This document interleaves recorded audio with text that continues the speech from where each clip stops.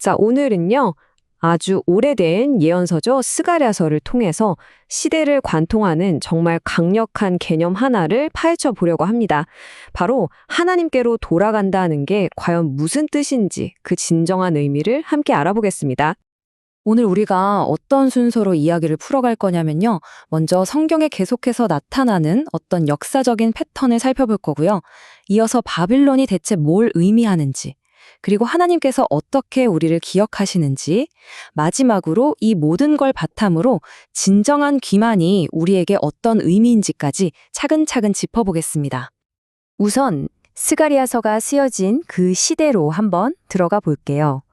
당시 유다 백성은 끔찍했던 바벨론 포로 생활을 마치고 막 돌아온 참이었어요. 바로 이 지점에서 우리는요, 성경 전체를 꿰뚫는 아주 중요하고 근본적인 패턴 하나를 발견하게 됩니다. 이게 정말 흥미로운 게요. 성경을 쭉 따라가다 보면 어떤 패턴이 계속해서 반복되는 게 보여요. 바로 불순종하면 추방당하고 그 뒤에 다시 돌아오는, 즉 기환의 이야기가 따라오는 구조인데요. 놀랍게도 이 패턴은 성경의 제일 첫 이야기, 에덴 동산에서부터 시작됩니다. 그리고 보세요. 하나님께서 이스라엘의 조상인 아브라함, 그를 처음 부르신 곳이 어디였죠? 바로 그 추방의 땅 바벨론 지역이었습니다. 생각해 보세요. 절망 속에 있던 스가랴 시대의 백성들한테 우리의 시작도 바로 그 귀환이었다는 사실이 얼마나 큰 희망을 줬겠어요. 자, 그런데 이야기가 여기서부터가 진짜입니다. 과연 성경에서 말하는 바벨론이라는 게 그냥 지도에 있는 어떤 역사 속 장소를 말하는 걸까요? 아니면 그 이상의 의미가 있을까요? 여기서 아주 중요한 질문을 던져봐야 합니다.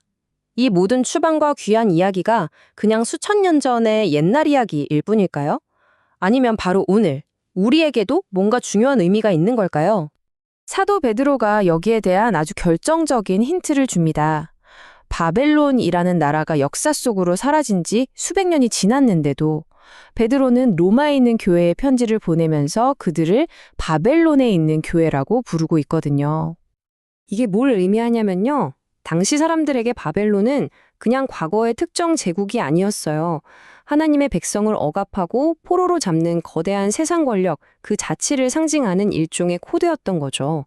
옛날엔 바벨론이었고 지금은 로마인 것처럼요. 그러니까 바벨론에는 이렇게 두 가지 의미의 층위가 있는 겁니다. 하나는 역사 속에 존재했던 특정 제국으로서의 바벨론이고요. 다른 하나는 영적인 상태, 즉 악의 영향력 아래 하나님과 분리된 이 세상 전체를 가리키는 영적 바벨론인 거죠. 특히 요한계시록에서는 이 영적인 의미를 아주 강하게 이야기합니다. 바로 이 지점이 핵심입니다. 스가랴서의 추방 이야기는요, 단지 과거 유다 백성만의 이야기가 아니라 영적인 의미에서 바로 오늘을 살아가는 우리 모두의 이야기이기도 하다는 겁니다.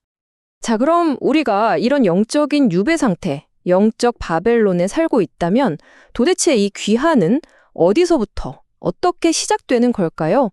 놀랍게도 그 답은 예언자 스가랴, 바로 그 이름 안에 숨어 있습니다. 스가랴라는 이름의 뜻이 뭔지 아세요? 바로 여호와께서 기억하신다는 뜻입니다. 이 기억하신다는 개념, 이게 바로 구원의 시동을 거는 엔진이라고 할 수 있습니다. 이건 우리가 생각하는 것처럼 맞다, 잊어버렸네, 이런 차원의 기억이 아니에요. 성경에서 하나님이 기억하신다고 할 때는 당신의 백성을 위해 이제 곧 자비로운 행동을 시작하시겠다는 강력한 선언입니다. 실제로 성경을 보면 이 패턴이 계속해서 나타나요. 하나님이 노아를 기억하시니까 홍수가 그쳤고요. 아브라함을 기억하시니까 롯이 구원받았죠. 또 당신의 언약을 기억하시니까 이스라엘이 이집트에서 나올 수 있었습니다. 이렇듯 모든 귀환은 언제나 인간의 노력이 아니라 하나님의 기억하심, 즉 그분의 은혜로부터 시작됩니다. 자, 모든 귀환이 하나님의 은혜로 시작된다면 그럼 우리는 뭘 해야 할까요? 하나님께 돌아가는 이 여정에서 우리의 역할은 과연 뭘까요? 스가랴가 바로 그 하나님의 초청장을 우리에게 전해주는데요. 너희는 내게로 돌아오라. 그러면 내가 너희에게로 돌아가리라. 이 말씀 안에는 우리를 향한 명령과 동시에 놀라운 약속이 담겨 있습니다. 여기에 아주 중요한 히브리 단어가 하나 나오는데 바로 슈브입니다. 돌아오다라는 뜻인데요. 이게 그냥 왔던 길을 되짚어가는 물리적인 이동만을 뜻하는 게 아니에요. 더 깊은 뜻은 방향을 완전히 바꾸다, 즉 회개하다입니다. 이게 정말 중요한 포인트인데요.